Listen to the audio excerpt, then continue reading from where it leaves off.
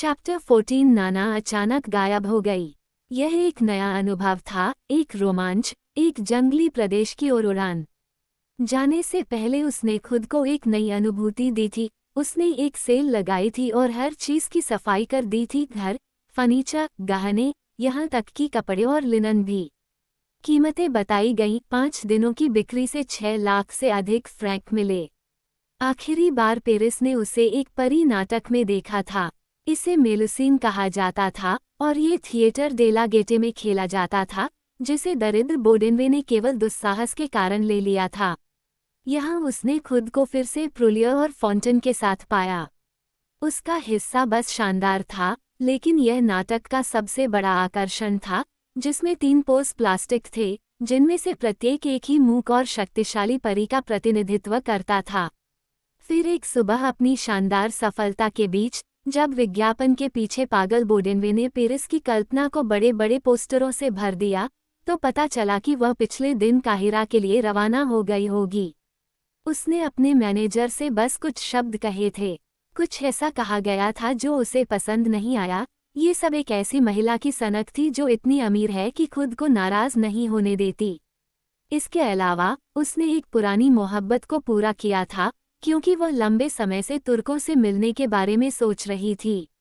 महीनों बीत गए, उसे भुला दिया जाने लगा। जब उसका नाम महिलाओं और सज्जनों के बीच लिया जाता था, तो अजीबोगरीब कहानियां सुनाई जाती थीं और हर कोई सबसे विरोधाभासी और साथ ही साथ असाधारण जानकारी देता था। उसने वायसराय पर विजय प्राप्त की थी। वो एक महल के कोने में 200 से अधिक गुलामों पर राज कर रही थी, जिनके सिर वह कभी कभी थोड़े मनोरंजन के लिए काट देती थी। नहीं, बिल्कुल नहीं, उसने खुद को एक बहुत बड़े नीग्रो के साथ बर्बाद कर लिया था। यह एक गंदा जुनून था, जिसने उसे काहिरा के गंदे व्यभिचार में बिना कमीज के लौटने के लिए छोड़ दिया था। एक पखवाड़े बाद बहुत आश्चर्य हुआ जब किसी ने रूस में उससे मिलने की कसम खाई। एक किंवदंती बनने लगी। वो एक राजकुमार की मालकिन थी और उसके हीरों का उल्लेख किया गया था। सभी महिलाएं वर्तमान विवरणों से जल्द ही उनसे परिचित हो गईं, लेकिन कोई भी इस सारी जानकारी का सटीक स्रोत नहीं बता सका। अंगूठियों, कानों की बालियों, कंगनों, असाधारण चौड़ाई की एक रिवियर, एक रानीनुमा मुकुट जिसके बीच में अंगूठे के आकार की एक चमकीली मणि थी। उन दूर देशों की एकांत में वह रत्न लदी मूर्ति की तरह रहस्यमयी ढंग से चमकने लगी। लोग अब बिना हंसे उसका जिक्र करते थे, क्योंकि वे बर्बर लोगों के बीच अर्जित इस धन के लिए ध्यानपूर्ण सम्मान से भरे हुए थे। जुलाई की एक शाम करीब 8 बजे, लूसी जब रूए डू फॉबर्ग सेंट ऑनोर में अपनी गाड़ी से उतर रही थी, तो उसकी नज़र कैरोलिन हेक्वेट पर पड़ी, जो एक पड़ोसी व्यापारी के यहाँ कुछ ऑर्डर करने के लिए पैदल ही बाहर आई थी। लूसी ने उसे बुलाया और तुरंत ही बोल पड़ी, क्या तुमने खाना खा लिया है? क्या तुम व्यस्त हो? ओह, तो मेरे साथ आओ मेरे प्यारे, नाना वापस आ गए हैं। दूसरा तुरंत अंदर आ गया और लूसी ने आगे कहा, और तुम्हें पता है मेरे प्रिय, जब तक हम गपशप कर रहे हैं तब तक वो मर चुकी होगी। मर गया? क्या विचार है? कैरोलीन अचंभित होकर चिल्लाई, और वह कहाँ है? और यह किस चीज का है? ग्रैंड होटल में चेचक की बात। ओह, यह एक लंबी कहानी है। लूसी ने अपने कोचवान को तेज गाड़ी चलाने को कहा था, और जब घोड़े रुए रॉयल और बुलेवार्ड पर तेजी से दौड़ रहे थे, तो उसने झटकेदार, बेदम वाक्यों में नाना को बताया कि उनके साथ क्या हुआ था। आप इसकी कल्पना नहीं कर सकते। नाना रूस से बाहर चली जाती है। मुझे नहीं पता क्यों उसके राजकुमार के साथ कुछ विवाद। वह स्टेशन पर अपना सामान छोड़ती है, वह अपनी मौसी के घर उतरती है, आपको पुरानी बात याद है? खैर, और फिर वह अपने बच्चे को चेचक से मरता हुआ पाती है। अगले दिन बच्चा मर जाता है और वह अपनी मौसी से कुछ पैसे के लिए झगड़ा करती है, जो उसे भेजना चाहिए था, जिसके लिए दूसरी मौसी ने कभी पैसे नहीं देखे। लगता है कि बच्चा उसी वजह से मर गया। वास्तव में उसे उपेक्षित किया गया था और उसकी अच्छी तरह से देखभाल नहीं की गई थी। बहुत बढ़िया। नाना ढलान पर जाती है, एक होटल में जाती है, फिर मिग्नन से मिलती है, ठीक उसी समय जब वह अपने सामान के बारे में सोच रही थी। उसे कई तरह की अजीबोगरीब भावनाएं होती हैं। वह कांपती है, बीमार होना चाहती है और मिगनन उसे वापस अपने घर ले जाती है और उसके मामलों की देखभाल करने का वादा करती है। क्या यह अजीब नहीं है न? क्या ये सब अचानक नहीं होता? लेकिन कहानी का सबसे बढ़िया हिस्सा यही है, रोज को नाना की बीमारी के बारे में पता चलता है और वो उसे सुसज्जित अपार्टमेंट में अकेले रहने के विचार से क्रोधित हो जाती है। इसलिए वह रोते हुए उसकी देखभाल करने के लिए भागती है। तुम्हें याद है कि वे एक दूसरे से कैसे घृणा करते थे, जैसे कि आम गुस्से में। तो फिर मेरे प्यारे, रोज ने नाना को ग्रैंड होटल में पहुंचा दिया है ताकि वह किसी भी तरह से एक अच्छी जगह पर मर जाए, और अब वह वहां 3 रातें बिता चुकी है और उसके बाद मरने के लिए स्वतंत्र है। ये लेबोरेटरी है जिसने मुझे इसके बारे में सब कुछ बताया, इसलिए मैं खुद देखना चाहता था। हाँ हाँ, कैरोलिन ने बहुत उत्साह से बीच में टोकते हुए कहा, हम उसके पास जाएंगे। वे अपने गंतव्य पर पहुंच चुके थे। बुलेवार्ड पर कोचवान को गाड़ियों के एक समूह और पैदल लोगों के बीच अपने घोड़ों पर लगाम लगानी पड़ी थी। दिन के दौरान कोर लेजिस्लेटिव ने युद्ध के लिए मतदान किया था और अब एक भीड़ सभी सड़कों पर बह रही थी, सभी फुटपाथों पर बह रही थी, सड़क के बीचों बीच घुसपैठ कर रही थी। मेडेलिन से परे सूरज एक रक्त लाल बादल के पीछे डूब गया था, जो एक बड़ी आग की तरह प्रतिबिंब बना रहा था और ऊंची खिड़कियों को आग लगा रहा था। शाम ढल रही थी और घंटा दमनकारी उदासी था, क्योंकि अब रास्ते दूर तक अंधेरे में जा रहे थे, लेकिन अभी तक गैस लैंप की चमकदार चिंगारियों से बिखरे नहीं थे। और मार्च करने वाली भीड़ के बीच दूर की आवाज़ें बढ़ती जा रही थीं और कभी भी तेज होती जा रही थीं, और आंखें पीले चेहरों से चमक रही थीं, जबकि पीड़ा और स्तब्धता की एक बड़ी हवा हर सिर को घुमा रही थी। यहाँ मिगनन है, लूसी ने कहा।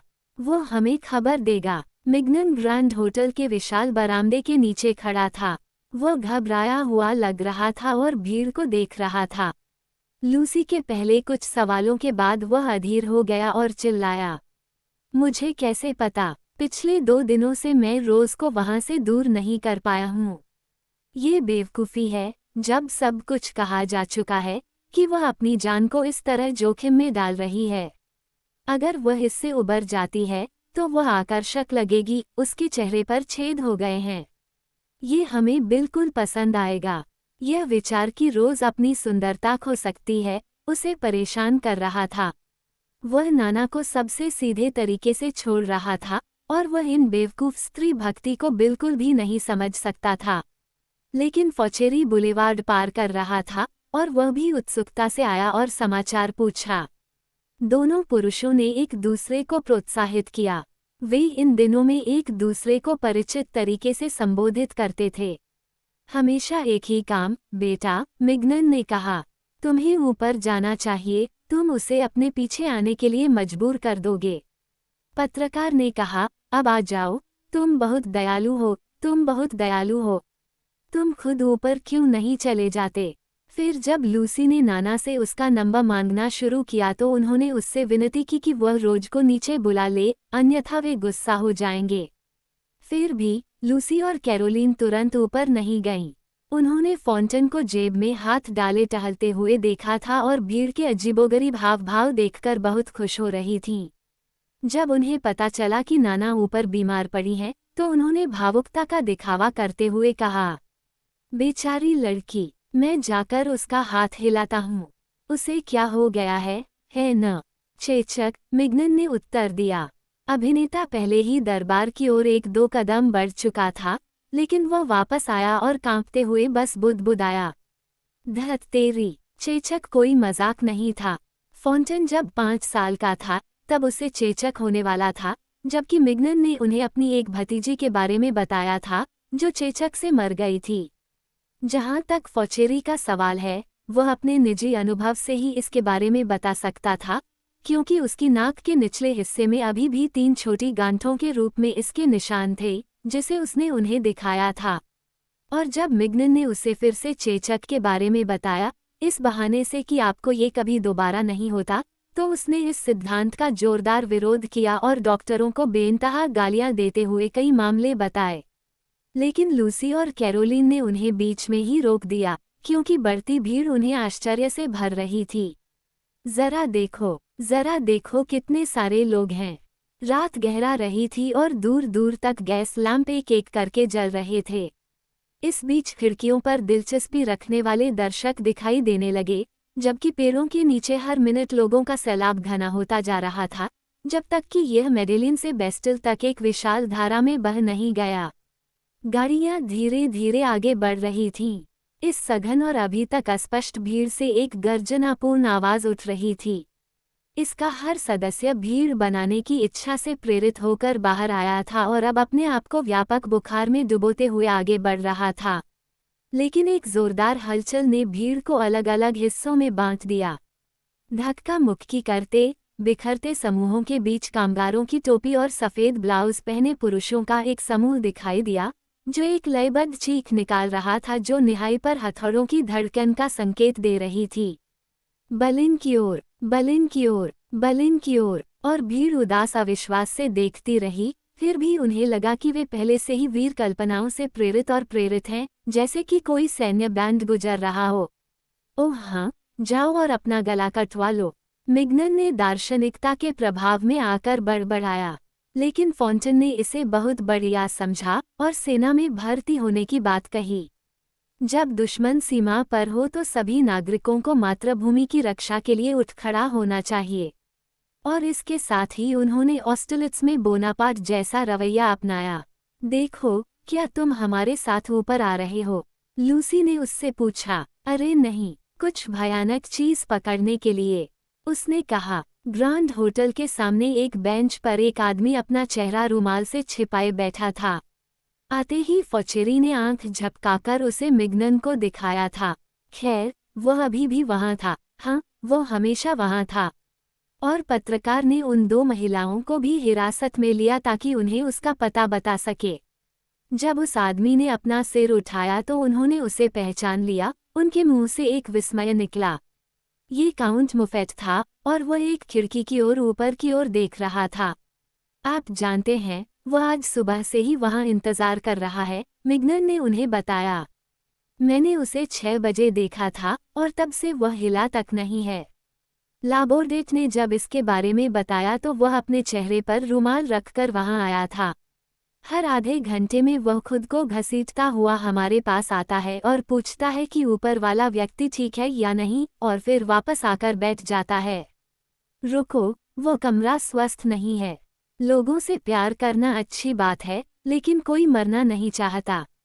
काउंट ऊपर की ओर आंखें उठाए बैठा था और उसे इस बात का होश नहीं था कि उसके आसपास क्या हो रहा है।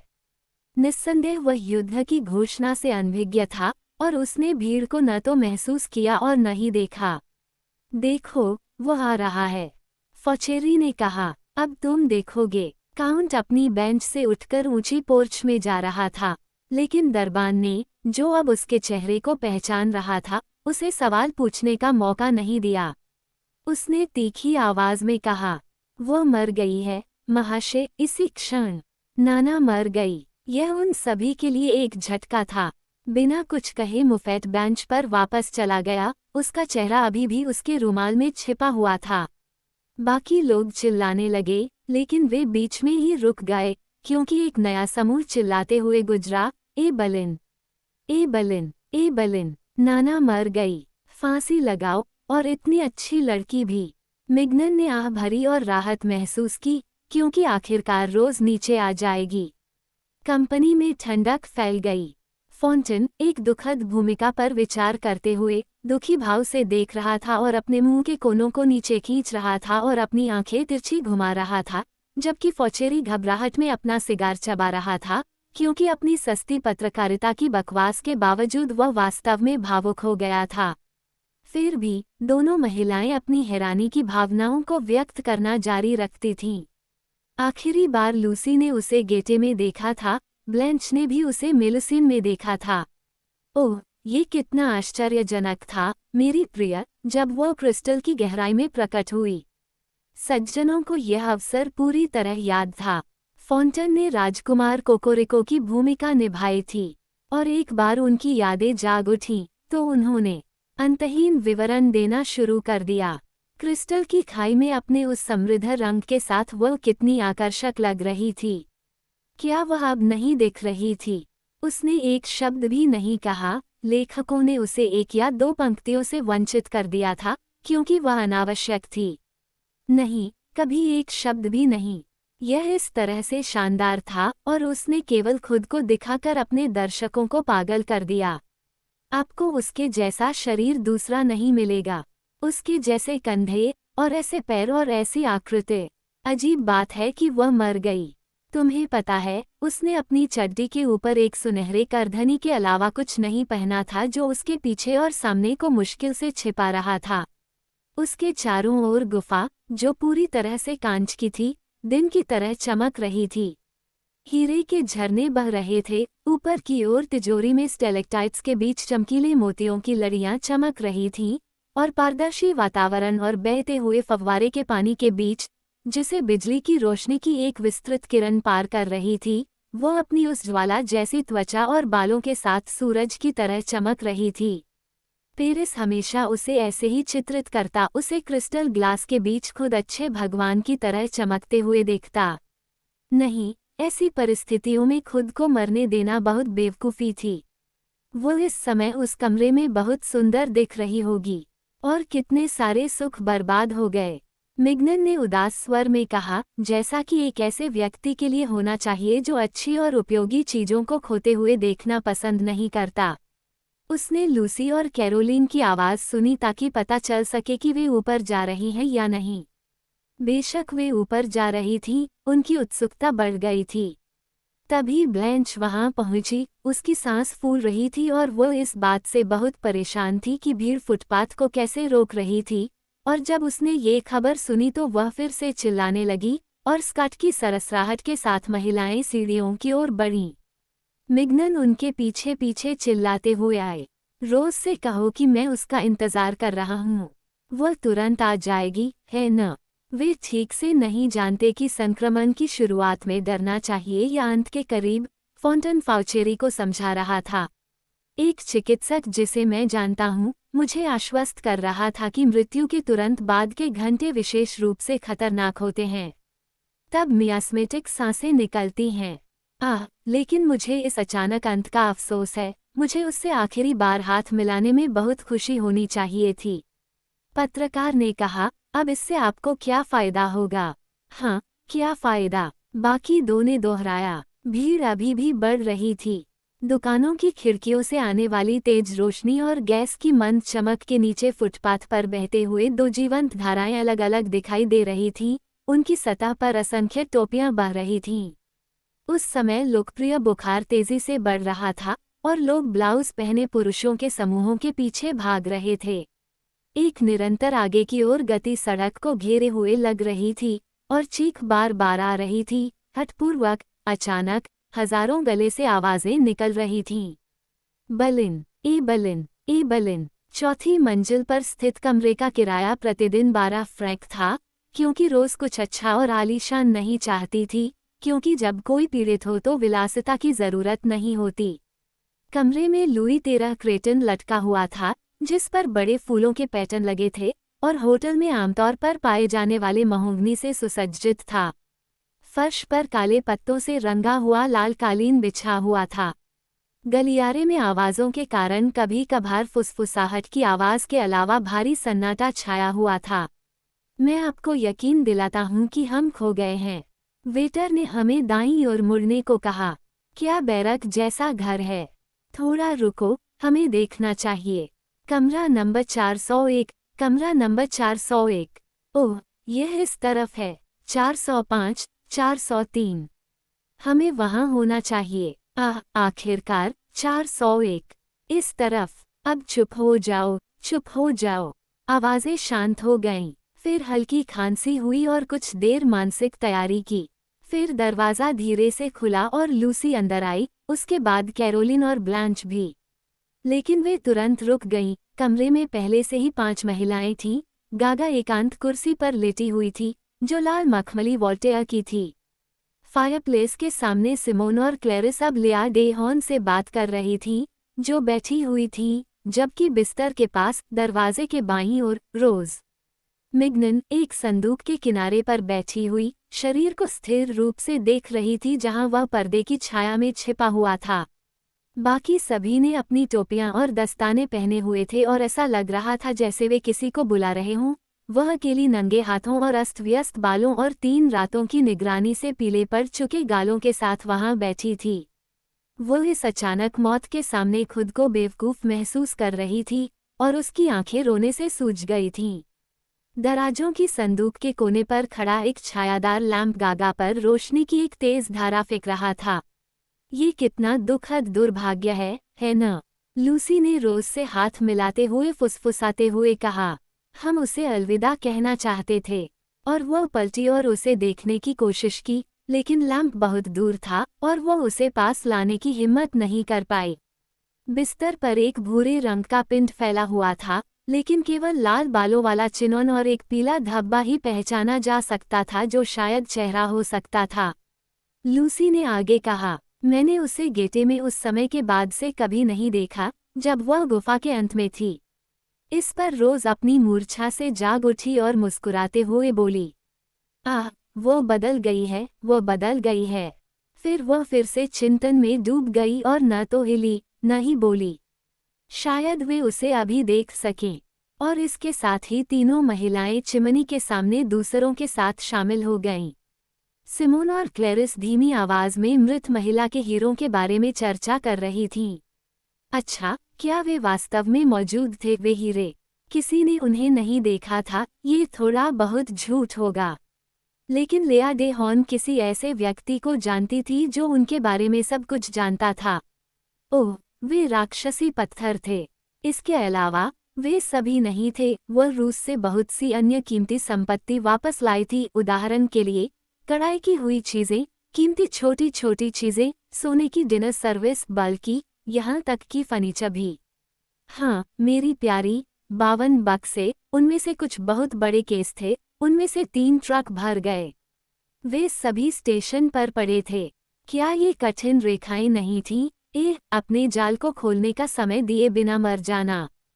फिर उसके पास बहुत सारा टिन था, इसके अलावा लगभग 10 लाख। लूसी ने पूछा कि यह सब किसको विरासत में मिलेगा? ओह, दूर के रिश्तेदार, बिना किसी शक के, चाची।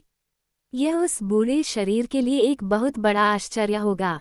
उसे अभी तक इसके बारे में कुछ भी पता नहीं था, क्योंकि बीमार महिला ने उन्हें चेतावनी देने से इनकार कर दिया था, क्योंकि वह अभी भी अपने छोटे लड़के की मौत के लिए उससे नाराज थी।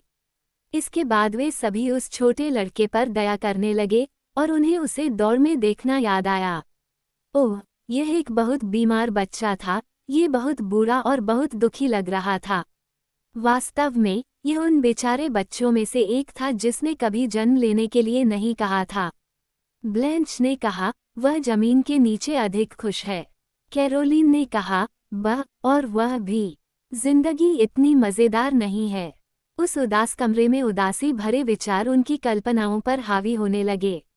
वे डरे हुए थे। इतनी देर तक खड़े होकर बात करना बेवकूफ़ी थी, लेकिन उसे देखने की लालसा ने उन्हें वहीं पर जड़वत कर दिया। बहुत गर्मी थी। लैंप का शीशा छत पर रोशनी का एक गोल चांद जैसा धब्बा फेंक रहा था, लेकिन कमरे का बाकी हिस्सा भाप भरे अंधेरे में डूबा हुआ था। बिस्तर के नीचे फिनोल से भरी एक गहरी प्लेट से एक बेस्वाद गंध आ रही थी, और हर कुछ पलों में हवा के छोटे छोटे झोंके खिड़की के पर्दों को उड़ा देते थे। खिड़की बुलेवार्ड पर खुलती थी, जहां से एक नीरस गर्जना जैसी आवाज आती थी। क्या उसे बहुत कष्ट हुआ? लूसी ने पूछा, जो घड़ी के चिंतन में लीन थी, जिसकी डिजाइन में तीनों ग्रेस को नग्न युवतियों के रूप में दर्शाया गया था, जो ओपेरा नर्तकियों की तरह मुस्कुरा रही थीं। ऐसा लग रहा था जैसे गागा जाग गई हो। हाँ, मैं सच कह रहा हूँ। जब वो मरी तो मैं वहाँ मौजूद था। मैं वादा करता हूँ कि उसे देखना बिल्कुल भी अच्छा नहीं था। क्यों? उसे एक कपकपी का दौरा पड़ा था, लेकिन वह अपनी व्याख्या आगे नहीं बढ़ा सकी, क्योंकि बाहर से चीखने की आवाज आई। बलिन, बलिन, बलिन। और लूसी, जो घुटन महसूस कर रही थी, ने खिड़की खोली और चौखट पर झुक गई। वहाँ बहुत अच्छा लग रहा था। हवा तारों से भरे आसमान से ताज़ा आ रही थी। उसके सामने की खिड़कियां रोशनी से जगमगा रही थीं और गैस की वजह से दुकान के साइनबोर्ड पर सोने के अक्षरों के ऊपर नाचती हुई परछाइयां बन रही थीं। इनके नीचे फिर से एक बहुत ही मनोरंजक दृश्य सामने आया। फुटपाथों और सड़क के किनारे लोगों की धाराएं बहती हुई दिखाई दे रही थीं, जहां गाड़ियों का एक भ्रमित जुलूस था। हर जगह विशाल चलती हुई छायाएं थीं जिनमें लालटेन और लैंपपोस्ट चिंगारी की तरह चमक रहे थे। लेकिन अब जो बैंड मशाले लेकर दहाड़ता हुआ आया और मेडेलिन की दिशा से एक लाल चमक नीचे की ओर बह रही थी, वह आग की एक लकीर की तरह भीड़ को पार कर गई और दूर तक जलते हुए घर के ज्वलंत प्रतिबिंब की तरह सिरों पर फैल गई। लूसी ने ब्लैंच और कैरोलिन को बुलाया, भूल गई कि वह कहाँ थी, और चिल्लाई, जरूर आइए, इस खिड़की से आपको शानदार नज़ारा दिखेगा। वे तीनों बहुत उत्सुकता से बाहर झुके। पेड़ उनके रास्ते में आ गए और कभी कभी मशालें पत्तियों के नीचे छिप जाती थीं। उन्होंने नीचे अपने ही दल के लोगों की एक झलक पाने की कोशिश की, लेकिन एक उभरी हुई बालकनी ने दरवाज़ा छिपा दिया और वे केवल काउंट मुफ्त को ही देख पाए, जो बेंच पर फेंके गए एक काले पार्सल की तरह लग रहा था। वह अभी भी अपने चेहरे को रुमाल में छिपाए हुए था। एक गाड़ी सामने रुकी थी और एक और महिला जल्दी से ऊपर आई, जिसमें लूसी ने मारिया ब्लॉन्ड को पहचान लिया। वह अकेली नहीं थी, उसके पीछे एक मोटा आदमी भी उतरा। कैरोलिन ने कहा, ये स्टीना का चोर है। ऐसा कैसे हुआ कि उन्होंने उसे अभी तक कोलोन वापस नहीं भेजा? मैं देखना चाहती हूँ कि जब वो वापस आएगा तो कैसा दिखेगा। वे पीछे मुड़े, लेकिन जब 10 मिनट बाद मारिया ब्लॉन्ड दिखाई दी तो वह अकेली थी। वह 2 बार सीढ़ियों को गलत समझ चुकी थी, और जब लूसी ने कुछ आश्चर्य में उससे पूछा, क्या वह? उसने कहा, मेरे प्यारे, तुम ये मत सोचो कि वह ऊपर आएगा। ये बहुत आश्चर्य की बात है कि वो मुझे दरवाजे तक ले आया। उनमें से लगभग 1 दर्जन लोग सिगार पी रहे हैं। दरअसल सभी सज्जन नीचे की ओर मिल रहे थे। वे बुलेवार्ड्स को देखने के लिए टहलते हुए वहां आए थे और उन्होंने एक दूसरे का अभिवादन किया और उस बेचारी लड़की की मौत पर जोरदार टिप्पणी की। फिर वे राजनीति और रणनीति पर चर्चा करने लगे। बोडेनवे, डागुनेट, लाबोर्डेट, प्रुलियर और अन्य लोगों ने समूह को और भी बड़ा कर दिया था, और अब वे सभी फॉन्टन की बात सुन रहे थे, जो 1 सप्ताह के भीतर बर्लिन पर कब्जा करने की अपनी योजना के बारे में बता रहा था। इस बीच मारिया ब्लॉन्ड भावुक हो गई और बिस्तर के पास खड़ी होकर बड़बड़ाने लगी, जैसा कि अन्य लोगों ने उससे पहले किया था। बेचारी पालतू, मैंने उसे आखिरी बार गेटे की गुफा में देखा था। आह, वो बदल गई है, वो बदल गई है। रोज मिग्नन ने अत्यंत निराशा भरी मुस्कान के साथ दोहराया। 2 और महिलाएं आईं। ये थीं टाटान नेने और लुइस वायोलेन। वे पिछले 20 मिनट से ग्रैंड होटल में घूम रही थीं, एक वेटर से दूसरे वेटर के पास जा रही थीं, और युद्ध के कारण पैदा हुई दहशत और बुलेवार्ड पर उत्साह के बीच पेरिस छोड़ने की जल्दी में यात्रियों की पूरी तरह से भगदड़ के बीच 30 से ज्यादा सीढ़ियां चढ़ी और उतरी थीं। इसलिए वे अंदर आते ही कुर्सियों पर लेट गईं, क्योंकि वे मृतकों के बारे में सोचने के लिए बहुत थकी हुई थीं। उस समय बगल के कमरे से एक तेज आवाज आई, जहां लोग ट्रंक को इधर उधर धकेल रहे थे और फर्नीचर पर जोरदार, अजीबोगरीब शब्दों के साथ वार कर रहे थे।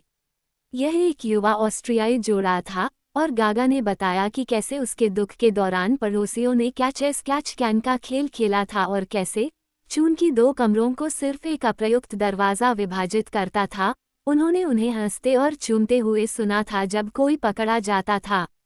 चलो, अब समय आ गया है कि हम चले जाएं, क्लेरिस ने कहा। हम उसे फिर से जीवित नहीं करेंगे। क्या तुम आ रही हो, सिमोन? वे सब अपनी आंखों के कोनों से बिस्तर की ओर देखते रहे, लेकिन वे 1 इंच भी नहीं हिले। फिर भी वे तैयार होने लगे और अपनी स्कर्ट को तरह तरह से थपथपाने लगे। लूसी फिर से खिड़की से बाहर झुकी हुई थी। अब वह अकेली थी, और एक दुखद भावना धीरे धीरे उस पर हावी होने लगी, जैसे चीखती हुई भीड़ से उदासी की एक तीव्र लहर उठ रही हो। मशालें अभी भी गुजर रही थीं, चिंगारी के बादल हिला रही थीं, और दूर दूर तक अलग अलग गिरोह छाया में फैल गए, रात में वधशाला की ओर ले जाए जा रहे झुंडों की तरह बेचैनी से इधर उधर भाग रहे थे। इन भ्रमित लोगों से एक चक्करदार भावना निकल रही थी, क्योंकि मानव बाढ़ उन्हें साथ ले जा रही थी। एक चक्करदार भावना, एक आतंक की भावना, और आने वाले नरसंहारों के लिए सभी दया। लोग पागल हो रहे थे, उनकी आवाजें टूट रही थीं। वे उत्तेजना के बुखार से नशे में थे, जिसने उन्हें क्षितिज की अंधेरी दीवार से परे अज्ञात वहाँ की ओर भागने के लिए प्रेरित किया। बलिन, ए बलिन, ए बलिन। लूसी ने पलटकर देखा। उसने अपनी पीठ खिड़की से टिका ली थी और उसका चेहरा बहुत पीला पड़ गया था। हे भगवान, हमारा क्या होगा? महिलाओं ने अपना सिर हिलाया। वे गंभीर थीं और घटनाओं के इस मोड़ को लेकर बहुत चिंतित थीं। कैरोलीन हेकेट ने अपने निर्णायक अंदाज में कहा, मैं परसों लंदन के लिए रवाना हो जाऊंगी। माँ वहाँ पहले से ही मेरे लिए घर तैयार कर रही हैं। मैं निश्चित रूप से पेरिस में खुद को कत्ल नहीं होने दूंगी। उसकी माँ ने एक समझदार महिला के रूप में अपनी बेटियों का सारा पैसा विदेशी जमीनों में निवेश कर दिया था। कोई नहीं जानता कि युद्ध का अंत कैसे हो सकता है, लेकिन मारिया ब्लोंड इस बात से नाराज हो गई। वह एक देशभक्त थी और सेना का अनुसरण करने की बात करती थी। तुम्हारे लिए एक काया है। हाँ, अगर वे मुझे चाहते हैं तो मुझे पुरुषों के कपड़े पहनने चाहिए ताकि मैं प्रशिया के उन सुअरों पर एक अच्छा निशाना लगा सकूं। और अगर हम सब उसके बाद मर जाएं, तो क्या होगा? हमारी घटिया खालें इतनी कीमती नहीं हैं। ब्लैंच डी सिवरी हताश हो गई। कृपया प्रशियाई लोगों के बारे में बुरा मत बोलो। वे भी दूसरे लोगों की तरह ही हैं, और वे हमेशा महिलाओं के पीछे नहीं भागते जैसे तुम्हारे फ्रांसीसी लोग। उन्होंने अभी अभी मेरे साथ रहने वाले छोटे प्रशियाई को निकाल दिया है। वो बहुत अमीर आदमी था और बहुत सज्जन था। वह किसी को भी चोट नहीं पहुंचा सकता था। ये शर्मनाक है, मैं इससे बर्बाद हो गया हूँ। और तुम्हें पता है, तुम्हें एक शब्द भी नहीं बोलना चाहिए, वरना मैं जर्मनी जाकर उसे ढूंढ लूंगा। इसके बाद, जब दोनों के बीच झगड़ा चल रहा था, गागा ने दुख भरे स्वर में बड़बड़ाना शुरू कर दिया। मेरे साथ सब कुछ खत्म हो गया है। मेरी किस्मत हमेशा खराब रहती है। अभी एक हफ्ते पहले ही मैंने जुविसी में अपने छोटे से घर का खर्च पूरा किया है। भगवान जाने मुझे कितनी परेशानी उठानी पड़ी। मुझे मदद के लिए लिली के पास जाना पड़ा। और अब युद्ध की घोषणा हो गई है और प्रशियाई लोग आएंगे और सब कुछ जला देंगे। मैं अपने जीवन के इस समय में फिर से कैसे शुरुआत करूं, मैं जानना चाहता हूं। क्लेरिस ने कहा, मुझे इसकी कोई परवाह नहीं है। मुझे हमेशा वही मिलेगा जो मैं चाहती हूँ। जरूर, तुम ऐसा करोगे, सिमोन ने कहा। यह एक मजाक होगा। शायद, आखिरकार, यह एक अच्छा व्यवसाय होगा। और उसकी मुस्कान से पता चलता था कि वह क्या सोचती थी। तातन नेने और लुइस वायोलिन भी उसकी राय से सहमत थे। पहली ने उन्हें बताया कि उसने सैनिकों के साथ बहुत ही शानदार समय बिताया था। ओह, वे अच्छे लोग थे और लड़कियों के लिए कुछ भी कर सकते थे। लेकिन जब महिलाओं ने अपनी आवाज़ें बेवजह ऊंची कर ली, तो रोज मिग्नन, जो अभी भी बिस्तर के पास छाती पर बैठी थी, ने उन्हें धीरे से फुसफुसाते हुए कहा, चुप रहो। वे ये सुनकर बिल्कुल शांत खड़ी रहीं और मृत महिला की ओर तिरछी नज़र से देखने लगीं, मानो चुप्पी का यह अनुरोध पर्दों की छाया से निकल रहा हो। भारी, शांतिपूर्ण शांति में जो फैल गई, एक शून्य, मौत जैसी शांति जिसने उन्हें अपने पास पड़ी कठोर लाश का एहसास कराया। भीड़ की चीखें फूट पड़ीं। बलिन, ए बलिन, ए बलिन। लेकिन जल्द ही वे भूल गए। लिया डे हॉर्न, जिनके पास एक राजनीतिक सैलून था, जहां लुई फिलिप के पूर्व मंत्री नाजुक चुटकुलों में लिप्त रहते थे, ने अपने कंधे उचकाए और धीमी आवाज में बातचीत जारी रखी।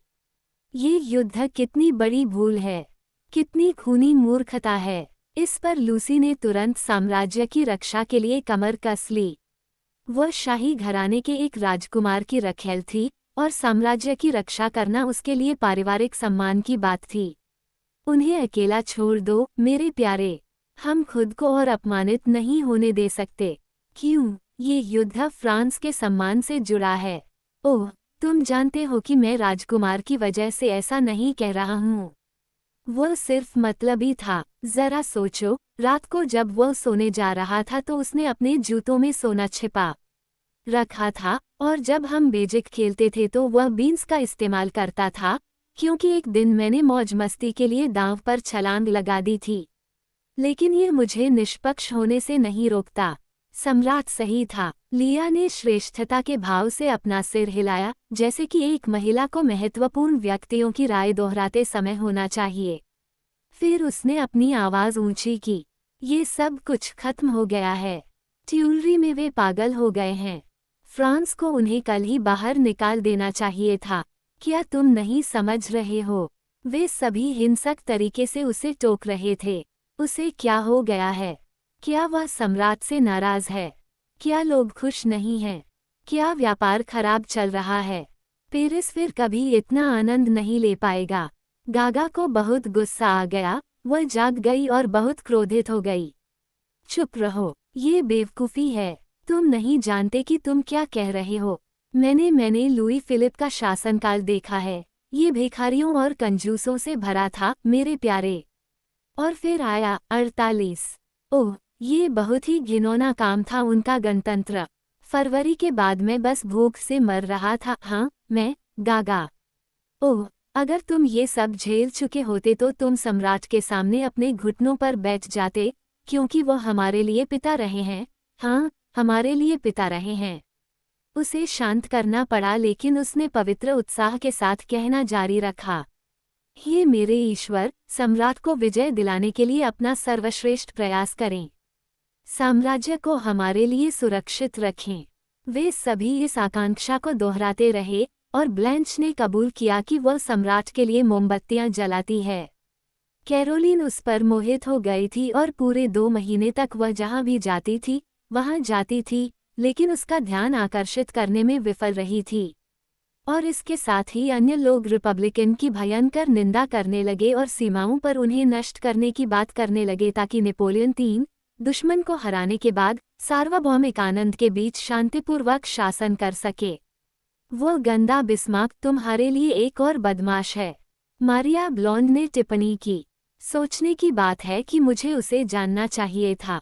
सिमोन रो पड़ी। काश मैं पहले से जान पाती, मैं ही वह हूँ जिसने उसके गिलास में जहर डाल दिया होता। लेकिन ब्लेंच, जिसके दिल पर अभी भी प्रशिया के निष्कासन का बोझ था, ने बिस्मार्क का बचाव करने का साहस किया। शायद वह इतना बुरा किस्म का नहीं था। हर आदमी का अपना पेशा होता है। तुम्हें पता है, उसने आगे कहा, उसे औरतें बहुत पसंद हैं। क्लेरिस ने कहा, इससे हमारा क्या लेना देना है? हम उसे गले लगाना नहीं चाहते, है न? ऐसे लोग हमेशा बहुत ज्यादा होते हैं। लुईस वायोलिन ने गंभीरता से कहा, ऐसे राक्षसों के साथ घुलने मिलने से बेहतर है कि उनके बिना ही काम चला लिया जाए। और चर्चा जारी रही, और उन्होंने बिस्मार्क को नंगा कर दिया, और अपने बोनापार्टिस्ट उत्साह में उनमें से प्रत्येक ने उसे जोरदार लात मारी, जबकि टाटान नेने कहती रही, बिस्मार्क, क्यों? उन्होंने मुझे इस आदमी के साथ पागल कर दिया है। ओह, मैं उससे नफरत करता हूँ। मुझे नहीं पता था कि बिस्मार्क वहाँ है। कोई हर किसी को नहीं जान सकता। कोई बात नहीं, लेआ डे हॉर्न ने निष्कर्ष के रूप में कहा कि बिस्मार्क हमें एक अच्छी पिटाई देगा। लेकिन वह आगे नहीं बोल सकी। सभी महिलाएं एक साथ उस पर टूट पड़ीं। अरे, क्या पिटाई? वे बिस्मार्क को अपनी बंदूकों के बट से वार करके घर ले जाने वाली थीं। ये बुरी फ्रांसीसी महिला आगे क्या कहने वाली थी? चुप रहो, रोज फुसफुसाया, क्योंकि बहुत शोर से उसे तकलीफ होती थी। लाश के ठंडे प्रभाव ने एक बार फिर उन पर काबू पा लिया, और वे सब एक साथ रुक गए। वे शर्मिंदा थे। मृत महिला फिर से उनके सामने थी। आने वाली बीमारी की एक नीरस डोर उन पर हावी हो गई। बुलेवार्ड पर चीख गुजर रही थी, कर्कश और जंगली। बलिन, ए बलिन, ए बलिन। जब वे जाने का मन बना रहे थे, तो गलियारे से एक आवाज सुनाई दी, गुलाब, गुलाब। गागा ने आश्चर्य से दरवाजा खोला और एक पल के लिए गायब हो गई। जब वो वापस लौटी, मेरे प्यारे, उसने कहा, ये फौचेरी है। वह गलियारे के अंत में है। वो आगे नहीं आएगा, और वो खुद से बाहर है क्योंकि तुम अभी भी उस शरीर के पास रह रहे हो। मिग्नन ने आखिरकार पत्रकार को ऊपर जाने के लिए राजी कर लिया। लूसी, जो अभी भी खिड़की पर थी, बाहर झुकी और फुटपाथ पर सज्जनों को देखा। वे ऊपर देख रहे थे, उसे ऊर्जावान संकेत दे रहे थे। मिग्नन झल्लाहट में अपनी मुठ्ठियां हिला रहा था और स्टीनर, फॉन्टन, बोडेनवे और बाकी लोग चिंतित तिरस्कार के भाव के साथ अपनी बाहें फैला रहे थे, जबकि डगनेट बस अपने हाथों को अपनी पीठ के पीछे रखकर सिगार पी रहा था ताकि खुद को समझौता न करना पड़े। ये सच है, प्रिया, लूसी ने खिड़की खुली छोड़ते हुए कहा, मैंने तुम्हें नीचे लाने का वादा किया था। वे सभी अब हमें बुला रहे हैं। रोज धीरे धीरे और दर्द के साथ छाती से बाहर निकली। मैं नीचे आ रही हूँ, मैं नीचे आ रही हूँ, उसने फुसफुसाते हुए कहा। ये बहुत निश्चित है कि उसे अब मेरी जरूरत नहीं है। वे दया की एक बहन को भेजने जा रहे हैं। और वो घूमी, अपनी टोपी और शॉल ढूंढने लगी। यंत्रवत उसने शौचालय की मेज पर रखे पानी के बर्तन में पानी भरा और हाथ मुंह धोते हुए आगे बोली, मुझे नहीं पता, यह मेरे लिए बहुत बड़ा झटका है। हम एक दूसरे के साथ बहुत कम अच्छा व्यवहार करते थे। अच्छा, अब मैं इस बात को लेकर बहुत ही मूर्ख हूँ। ओह, मेरे मन में तरह तरह के अजीब गरीब विचार आ रहे हैं। मैं खुद मर जाना चाहता हूँ। मुझे लगता है कि दुनिया का अंत आ रहा है। हाँ, मुझे हवा की जरूरत है। लाश कमरे के वातावरण को विषाक्त करने लगी थी और काफी देर तक असावधानी के बाद वहां भगदड़ मच गई। चलो चलें, चलो चलें, मेरे छोटे प्यारे, गागा कहती रही। यहाँ सब ठीक नहीं है। वे तेजी से बाहर निकल गए, बिस्तर के पास से गुजरते हुए एक आखिरी नज़र उस पर डाली।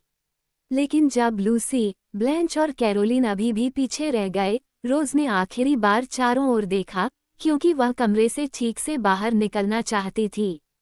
उसने खिड़की पर एक पर्दा खींचा और फिर उसे लगा कि लैंप उचित चीज नहीं है और इसकी जगह एक मोमबत्ती रखनी चाहिए। इसलिए उसने चिमनी के टुकड़े पर तांबे के मोमबत्ती में से एक को जलाया और उसे लाश के बगल में रात की मेज पर रख दिया। एक चमकदार रोशनी ने अचानक मृत महिला के चेहरे को रोशन कर दिया। महिलाएं भयभीत थीं, वे कांप उठीं और भाग निकलीं। आह, वो बदल गई है, वो बदल गई है। रोज मिग्नन, जो वहां बची आखिरी व्यक्ति थी, ने बड़बड़ाया। वह चली गई, उसने दरवाजा बंद कर लिया। नाना मोमबत्ती की रोशनी में उल्टे चेहरे के साथ अकेली रह गई।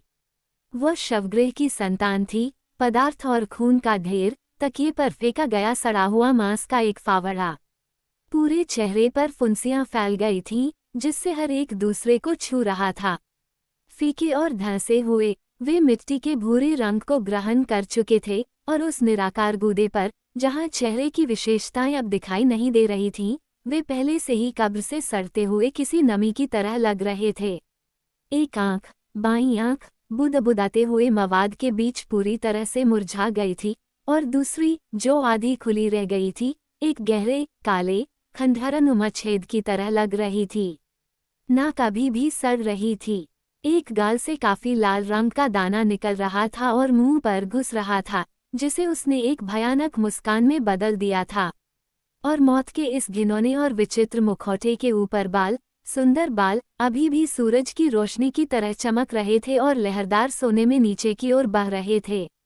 वीनस सड़ रही थी। ऐसा लग रहा था जैसे उसने नालियों में और सड़क के किनारे पड़े सड़े हुए मांस में जो जहर घोला था, जिस खमीर से उसने एक पूरी जाति को जहर दिया था, वह अब उसके चेहरे पर फिर से चढ़ गया था और उसे भ्रष्ट कर दिया था। कमरा खाली था। एक बड़ी निराशा भरी सांस बुलेवार्ड से आई और पर्दा फूल गया। बलिन, ए बलिन, ए बलिन, अंत।